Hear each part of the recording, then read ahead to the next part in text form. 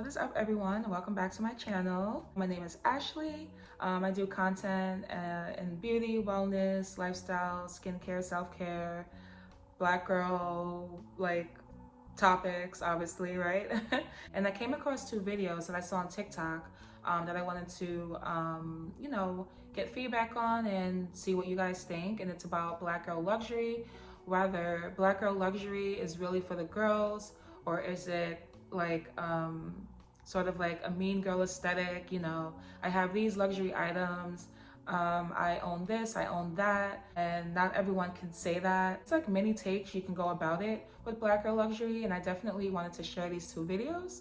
So let's listen to the first one and give some feedback.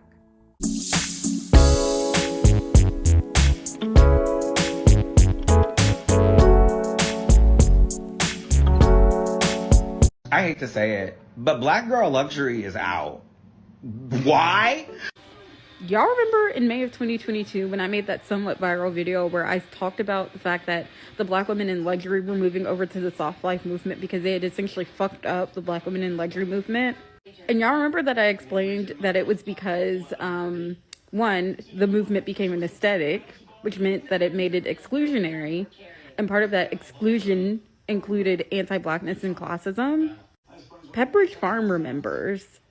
But he's correct. A lot of it is also the fact that people who were finding their way into these movements didn't really understand lifestyle inflation maybe as well as they should have, and how lifestyle inflation in a world of stagnant wages can really fuck you up. I also have this theory that when the girlies let us take a little bit too much of a peek behind the curtain, the movement kind of lost a little bit of its luster. And what I mean by that is, for a lot of people, it was aspirational and inspirational to see people with all of these luxury items, but to then find out that a lot of those luxury items were from DHgate. I feel like it could be well, if they can just get it off of DHgate, I can too. And so maybe in a subconscious way, a lot of women were well, if it's as easy as going to DHgate, anybody can do it. And then one thing that I had predicted in May of 2022 came true, which is that the women who were genuinely in these spaces remained in these spaces, and then a lot of the women who were kind of fronting for the gram, as a millennial would say, wow, that was very millennial of me, fell off. So I just want to pause it right here. So it's definitely an interesting conversation, right? First of all, being a person of color and in a luxury space, love to hear it, love to see it. I'm glad that it's more like normal now, living in this country and all that. But I'm all for, luxury items and feeling good about what you have and how you look in things and spending a pretty penny on certain things. I remember my first luxury purchase was in 2021, and it was the Louis Vuitton bag. I forgot the actual name. It's not the Neverfull or the Speedy. It's the other small one.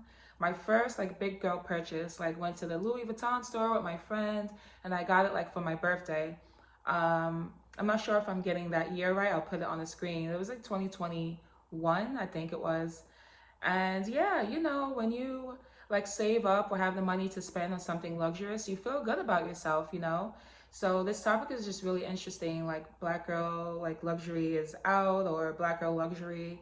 And aside from that, right? Also getting luxury items from DHgate, or if you're from New York, Canal Street, right? Where there's hundreds of vendors selling fake Chanel and Prada. And again, nothing wrong with that, or getting it from DHgate. Nothing wrong with having something that may not be the actual real thing, but it's a replica. I'm all for saving money and looking good, and still looking good, because really no one's gonna know unless they're in a luxury space of bags and shoes and things. Unless you look really close at the item, no one's gonna off the bat know, oh, her Chanel purse is fake, oh, her Prada purse is fake, oh, her Louis Vuitton purse is fake. Because there's some really good replicas, you know? So it's just an interesting conversation.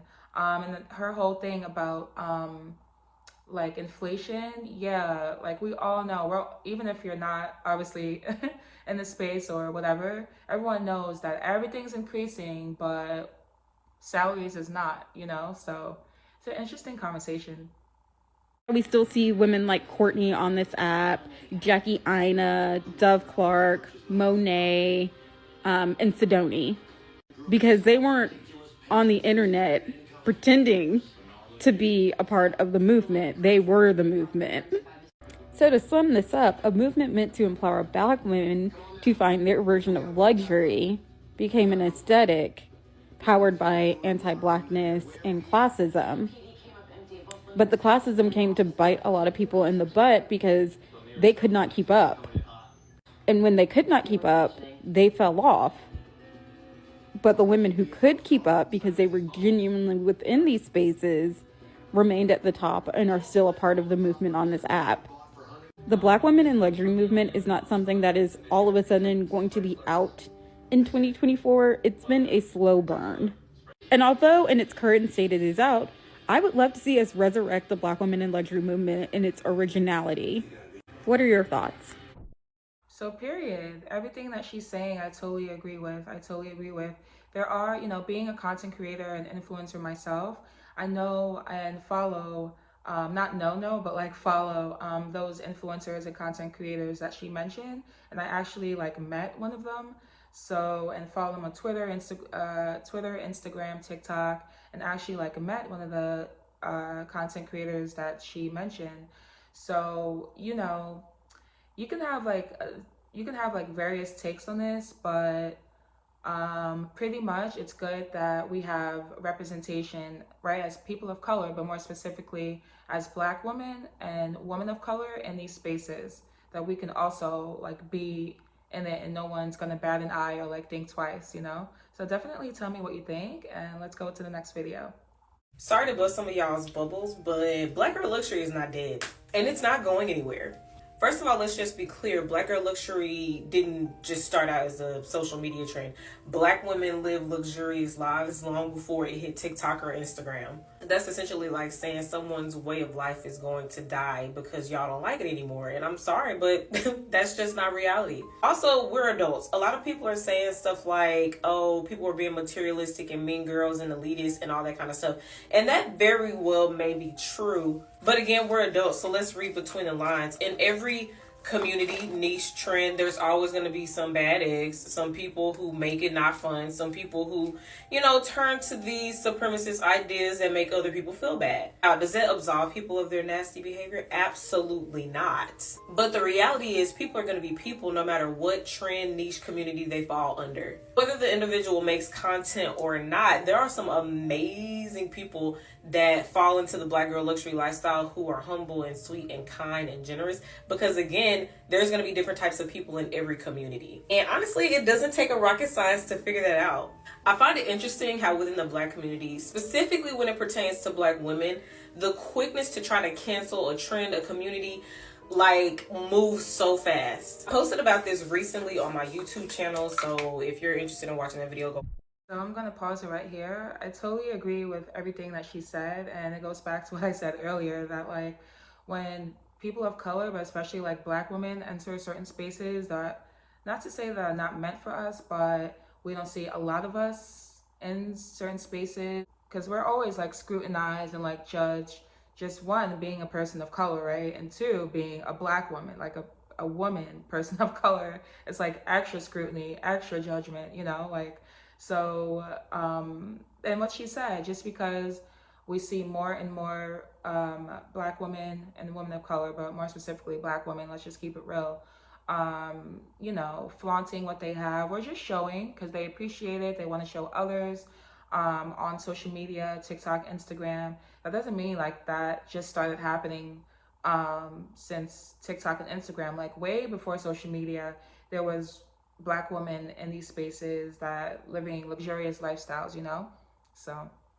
But the thing is, I'm going to speak for myself, even though I know there's a lot of people that resonate. Black Girl Luxury is very healing to me. For forever, Black women have been expected to settle with scraps, to settle with crumbs, to, you know, aim low. And I love the fact that Black women are by large now moving into a life of ease and softness and honestly just doing what they love and experiencing things that they love. Yes, of course, there's some people who are nasty with it. There's people who have these elitist mindsets who like to put other people down, and we don't rock with that over here. But trust me when I say that that is not everyone, and they should not be the poster children for this entire niche trend community, whatever you want to call it. So for the people saying that it's dead and that they're glad it's over, sorry to tell you, but it's not. At best, you're just gonna find yourself on a different side of TikTok, so you don't see the content anymore. But I'm sorry, but it's thriving over here. I'm not gonna lie, it's giving a little bit of hater. It's giving a little bit of hater.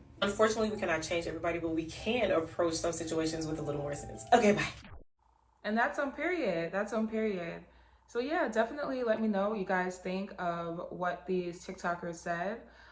There's nothing wrong, in my opinion, with what they said. I agree with everything that they said about this topic. But just point and blank,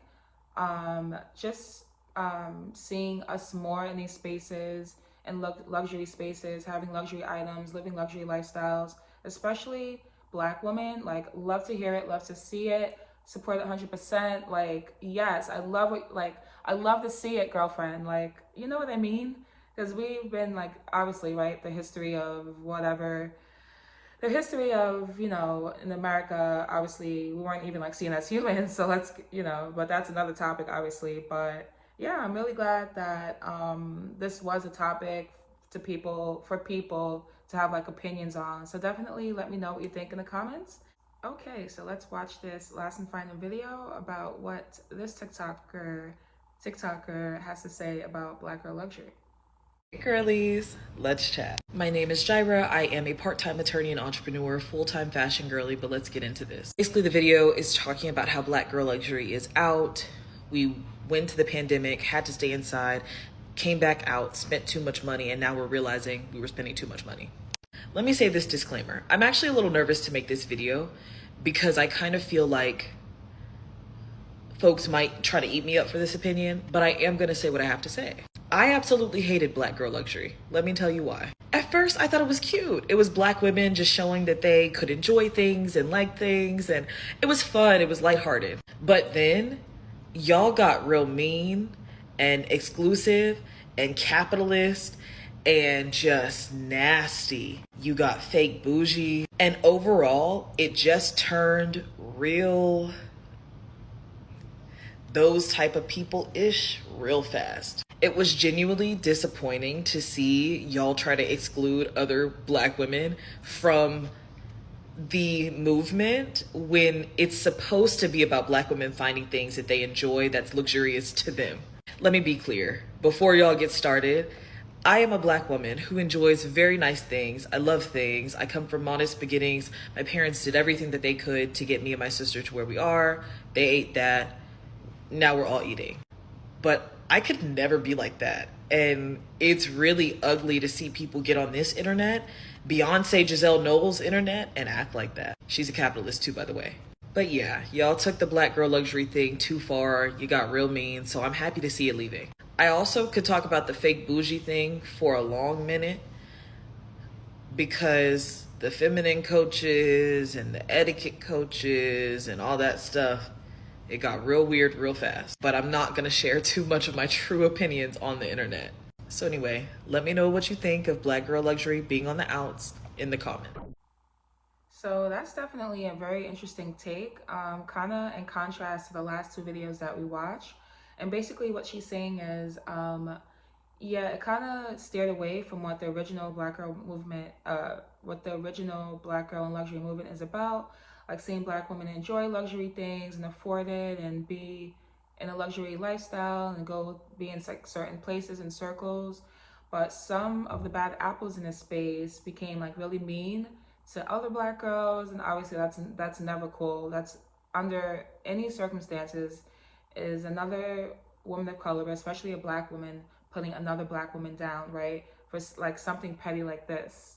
Not even like a good reason, okay, to be honest. It's always expected when you're talking about luxury and, you know, something that is sort of exclusive where everyone can't partake. It is going to be some sort of elitism and, oh, you're not welcome in the space because blah, blah, blah, you know? So I definitely get what she's saying. She's still like for the movement, seeing Black girls like afford luxury things, have luxury things that they like, but on the other side of it, it turning into sort of a mean girl sort of like situation in that space. So yeah, it's definitely an interesting take. Definitely let me know what you think of what these content creators had to say. And I'll see you in the next one. Bye.